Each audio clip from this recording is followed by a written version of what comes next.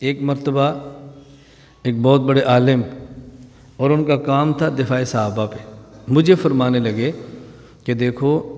ایک ہیں رافضی اور ایک ہے غیر مقلد۔ مجھے کہنے لگے اگر مجھ سے کو پوچھے تو میں کہوں گا کہ ضلالت میں رافضی بڑا ہوا ہے اور دین کو نقصان دینے میں غیر مقلد بڑا ہوا ہے۔ اب یہ بات شاید آپ کو نہ سمجھ آئے، میں ایک مثال دے کر بات عرض کرتا ہوں۔ آپ جس مسجد کے امام ہیں اس مسجد میں 4 نمازی ایسے بھی ہیں سر پہ پگڑی ہے، چہرے پر داڑھی ہے، قمیض گھٹنوں سے نیچے ہے، شلوار ٹخنوں سے اوپر ہے، نماز کی پابندی کرتے ہیں، اور ان کی ہر وقت کی محنت یہ ہے اس مولوی کو کیسے نکالیں جس نے جگہ خریدی، فضا بنائی، مسجد بنائی، کام شروع ہو گیا، اس کے علاقے میں عزت ہو گئی، لیکن ان کے مزاج کا نہیں ہے، اس کو کیسے نکالیں، ان کی ہر وقت کی محنت، اس کو کیسے نکالیں۔ اسی محلے میں ایک بندہ ہے، داڑھی منڈاتا ہے، شراب پیتا ہے، زنا کرتا ہے، سود کھاتا ہے، مسجد میں آ کے نماز نہیں پڑھتا سوائے جمعہ اور عید کے۔ اس کو پتہ چلا تو آپ کو بلائے اور بلا کر کے کہ مولانا صاحب میں نے سنا ہے آپ کے خلاف کوئی سازش ہو رہی ہے۔ کہا جی بالکل ایسی ہے۔ اس نے کہا جب تک میں زندہ ہوں نا اس مسجد سے تجھے کوئی نہیں نکال سکتا۔ بجلی کا بل چاہیے تو مجھے بتانا، گیس چاہیے بل تو مجھے بتانا، صفحے چاہیے تو مجھے بتانا، کوئی خرچہ ہو تو مجھے بتانا، جب تک میں زندہ ہوں تجھے نکال کوئی نہیں سکتا۔ اب آپ ایمان کے ساتھ بتاؤ، یہ گمراہ تو یہ ہے، نماز تو نہیں پڑھتا، اور نیک وہ ہیں،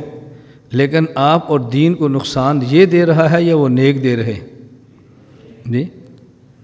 اب آپ کبھی مجھے ملنے کے لیے استاد جی مشورہ کرنا ہے تو آپ مشورہ کیا کرو گے کہ ان 4 کا کیا کرے استاد جی، بہت مجھے تنگ کیا، ان 4 کا کیا کرے؟ میں کہتا ہوں یار وہ شراب پیتا تو میں اس کی فکر نہیں ہے، استاد جی وہ پیتا تو ہے لیکن ہمیں سکھ بڑھا دیتا ہے، ہمارے لیے بہت ٹھیک ہے، سچی بات ہے، بس ہماری تو کمر پہ اس نے ہاتھ رکھ دیا ہے، ان کے بارے میں بتائیں کیا کریں۔ اب جس آپ کو واسطہ پڑا نا، آپ کو سمجھ آ گئی کہ گمراہ کون ہوتا ہے اور نقصان دہ کون ہوتا ہے۔ جب تک یہ واسطہ نہیں پڑتا نا تب تک بندے کو الجھنیں بہت زیادہ ہوتی ہیں کہ ہم نے کام کس کے خلاف کرنا ہے اور کام کہاں کرنا ہے۔ خیر میں صرف بھی عرض کر رہا تھا کہ یہ جو فرقے ہیں 73 یہ مسلمانوں کے ہیں، اس سے مراد کافر نہیں ہیں، اور یہ بات معرف الحدیث میں علامہ منظور احمد نعمانی رحمۃ اللہ علیہ نے تحریر فرمائی ہے کہ یہ مسلمانوں کے فرقے ہیں، کفار کے نہیں ہیں۔ اب بہت سارے لوگ آپ سے ایک بات پوچھیں گے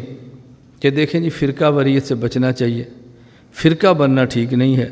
فرقہ غلط ہوتا ہے، فرقے سے بچنا چاہیے۔ اللہ کے پیغمبر نے فرمایا ان بنی اسرائیل تفرقت علی سنتین و سبعین ملتن، میری پہلی امتوں میں 72 فرقے تھے بنی اسرائیل میں، وتفترق امتی علی ثلاث و سبعین ملتن، میری امت کے 73 فرقے بن جائیں گے، پہلی امتوں میں